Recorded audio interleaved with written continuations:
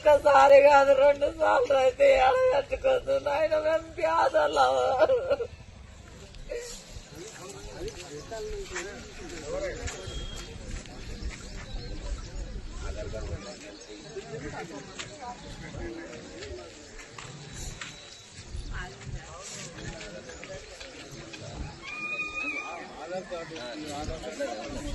చూసుకోవాలి. ఆధార్ కార్డు కొట్టాలి.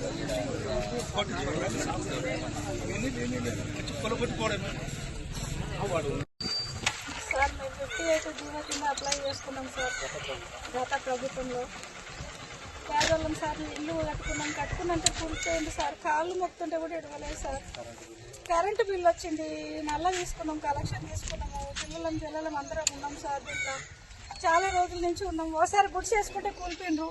కూలీలేని మళ్ళీ ఇప్పుడు చిన్నదో ఉన్నదో ఇల్లు కట్టుకుంటే మళ్ళీ వచ్చి కూలిపోయింది సార్.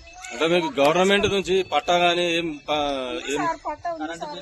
కరెంటు బిల్లు ఉంది, కరెంటు బిల్లు పట్టా అన్ని ఉన్నాయి సార్. మాకు అన్ని ఉన్నాగా కూడా కాళ్ళు మొక్తుంటే కూలిపోయింది సార్.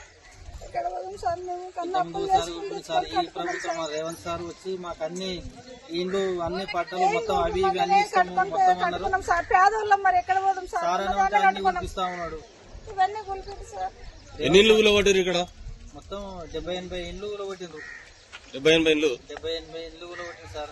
నేను వాటర్ బోర్డ్ లో పనిచేస్తాను సార్. నేను వాటర్ ఇస్తా సార్. నేను ప్రైవేట్ జాబ్ చేసుకుంటా సార్. మున్సిపాలిటీలోనా? సార్ SHB లో చేసుకుంటా.